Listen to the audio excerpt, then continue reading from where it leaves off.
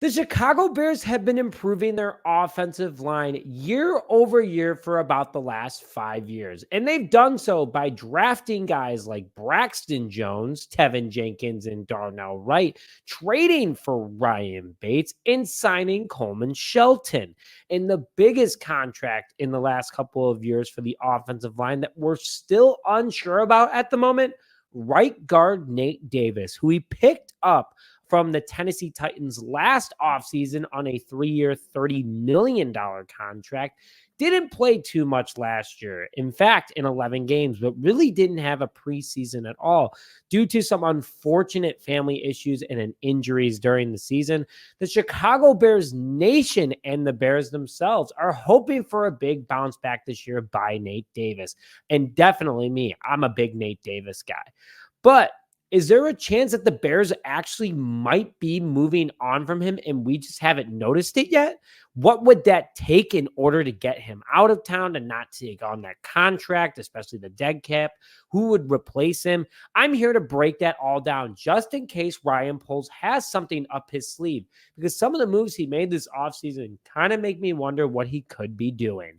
Hello, everybody. Welcome back to this episode of Just Another Year Chicago Bears. My name is Nick Brody, and as always, thank you for tuning in. So Nate Davis, the Chicago Bears' big offensive line free agent signing in the Ryan Poles era, has a lot to prove this upcoming season for not only the Bears, but Bears Nation ourselves. The guard has been flaky during OTAs and minicamp in both offseasons so far and has some injury concerns that have some people uneasy. But today, I am going to look at the options for if Chicago moves on from him and how it actually might be a good thing. Now, before I kick off today's show, hit that like button if you think the Bears will make another move before training camp or you want them to, along with commenting a trade package that you would take for Nate Davis. So let's jump into Davis. The 27-year-old right guard will actually be 28 at the beginning of this upcoming season and currently has 2 years left on his 3-year, $30 million contract that he signed last year. He has been in the NFL for 5 years now, spending 4 years with the Tennessee Titans and last year with the Chicago Bears.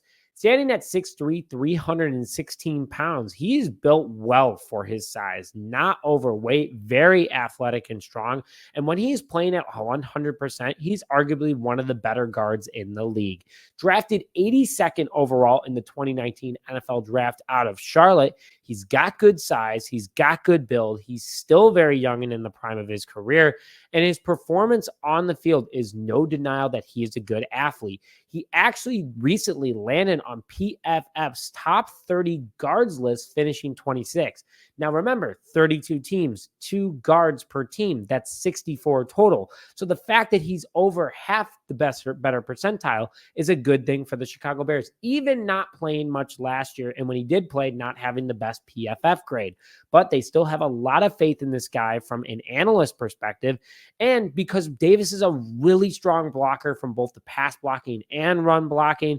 And if he can get back to the way he was with the Tennessee Titans, with just having good health and being on the field, our offensive line could be very solid in 24 and 25 and for years to come. But what would it take in order to move on from Davis and actually get a return that makes sense to help this team and find a replacement for him in the long run?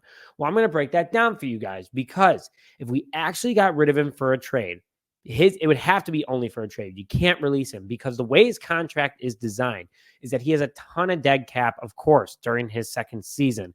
Right now, he is owed $11.3 million from a cap perspective, but from a dead cap would be $12.75 million, because he would have to make up for the contract that he's not getting next year. So there'd be no way that Ryan Poles would cut him, because it would actually cost us more to cut him, to be honest with you, than keeping him just on the roster. So a trade for him, it's a lot to ask because of the cap hit that he brings and the dead cap from another team. But someone out there will definitely want Davis. Maybe they'll just look at it as a low risk, high reward kind of deal and trade a 6th round to Chicago for him and also make us chew half the cap. And I would be fine with that, because that means that the Bears actually get half of what they owe him back, which is a big deal, to be honest with you guys. So overall, that is the only way that this would work. And I think that's fair for both parties. His money already counts against the books. We'd actually get $5 million back if we cut him, about actually $5.65 million, something like that. So I have plans of what I would do with that extra cap because that would put us at 27 million. You pay Caleb Williams and Roma Dunze. You have about 13 million left.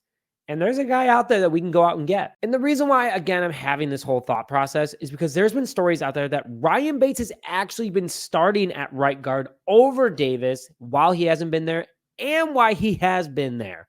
So, but it's going to be right now they're planning on having him at center if they keep Nate Davis. But if something happens, remember, Ryan Bates played guard, specifically right guard, way more snaps in his career than he has at center. Poles went out and got him this offseason for a 5th rounder. Kind of see what I'm thinking. Poles thinking long-term. He might try to move Nate Davis, have a cheaper guy in the books like Ryan Bates, who's only owed $5 million instead of $11.3 million. Something to consider. And Bates could easily fill in at right guard if we were to deal Nate Davis and not creating a gap in the starting lineup at least. Obviously, we'd have left depth, but we can go out and pick someone else. So where does that come into next? Conor Williams, center from the Miami Dolphins, is making a huge comeback into the NFL after tearing his ACL and is still a free agent. Doctors say he'll be ready by training camp and apparently has been on the Chicago Bears' radar according to various reports. Well, what do we have here? The Chicago Bears then trade Nate Davis, get a 6th rounder on top of it, losing half his money on the books. They move Ryan Bates to right guard, gaining back some cap and a 6th rounder. And then the Chicago Bears go in and get Conor Williams with the leftover money from the signing of Rome and Caleb. And bam, you now have a premier starting center. You have Ryan Bates at right guard, which he is known for, and you still have the rest of your offensive line. So the interior gets a ton better for sure on paper and healthy-wise, and you get a 6th rounder, and you don't have to deal with Nate Davis's money next year. So the projecting offensive line next year would be left tackle Braxton Jones, left guard Tevin Jenkins, center Conor Williams, right guard Ryan Bates, and right tackle Darnell Wright. I am in no way, shape, or form saying that this is confirmed. I hope Nate Davis works out for the Chicago Bears. I think he's a good guy. He's good off the field and on the field. And could you imagine getting more draft capital, getting money off the books for next year, and getting a top center that's been in the NFL? And yes, it's a high risk because of that injury. But could you imagine? I mean, it could work out really well for the Chicago Bears. And I would love to hear your guys' thought on the entire matter. So make sure you smash that like button on this video to show your support. Comment your thoughts on the trade package and what you would do and any other comments you want to make. And hit that subscribe button if you haven't already to stay up to date on all Chicago Bears news and content. But with that, thank you as always for tuning in just another year of Chicago Bears. My name is Nick Rhodey, and as always, bear down, baby.